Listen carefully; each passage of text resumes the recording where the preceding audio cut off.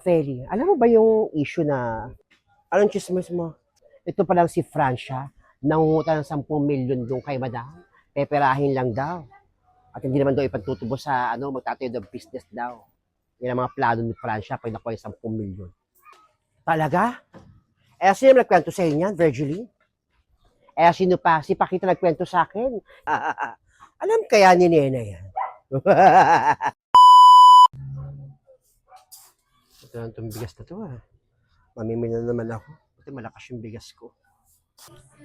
Hi, Negra! Feli. May chismis ako sa'yo. Ano na naman yung kukwento mo?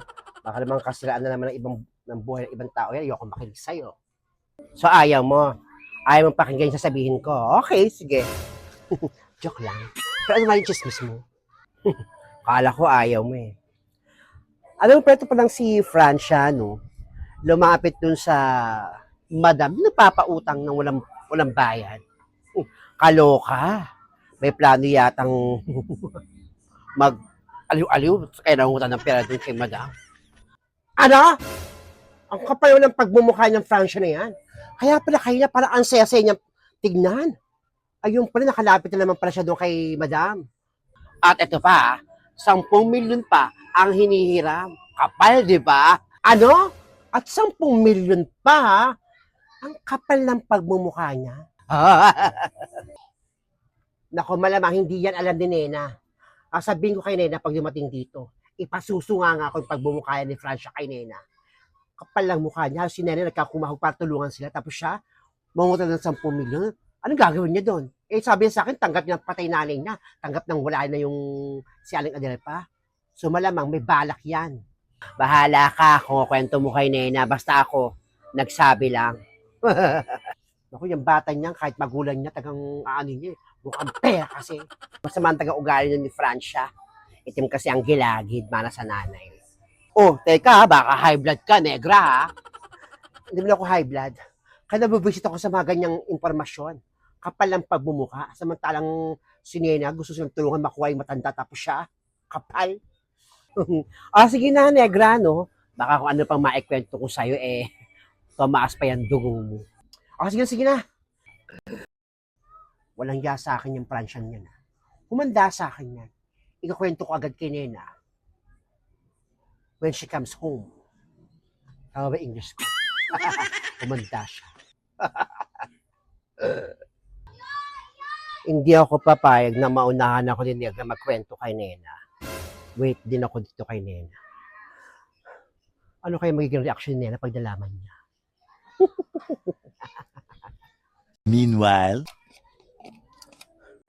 hanggang hindi pa rin makaget over din sa kwento ni Feli. Tagal-tagal ni Nena, sa palengke na naman pupunta. No! Kapal nyo Francia! Ay, ikaw pala, Negra. Tagang mukhang masaya ka, iba yung aura mo Bakit? Anong dahilan, Francia? Wala naman. I'm just happy actually. Dahil ba magkakapera ka? Ha? Ako, paano nalaman na magkakapera ako? Naku, chismis na naman yun, Aling Negra. Jesus, dinay ka pa Di totoo yan.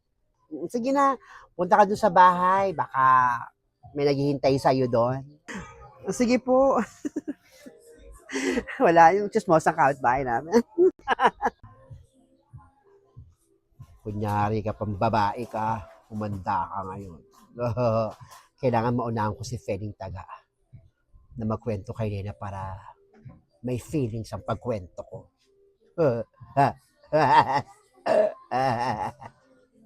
a few moments later. Ang tagal naman ni Nena.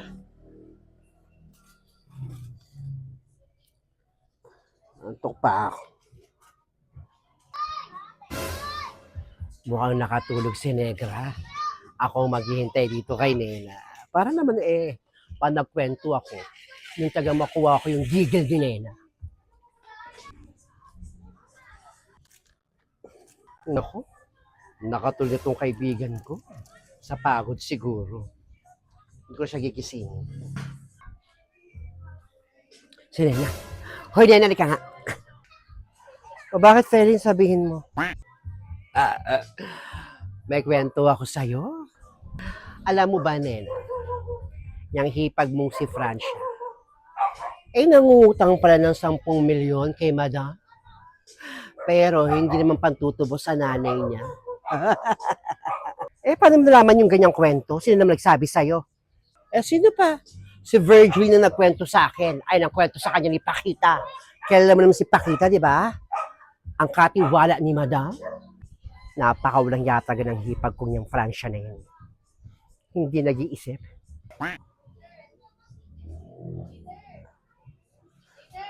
Nena, kagigil ang hipag mo, napakawalang hiyay, di ba?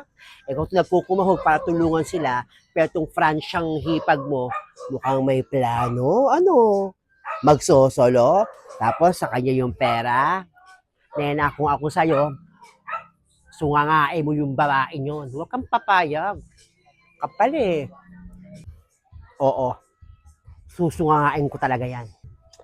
Wisit na feeling tagato na unahan ako magkwento. Go ka na, Nena. Huwag ka na mag-isip. Lamasin mo yung muka. Diyan ka lang muna. Gawin mo, Nena. Go! Gigigil ako dito kay Francia. Walang utang na loob. Ano kaya mangyayari? Masusunga nga kay Nena. Makasilip nga doon.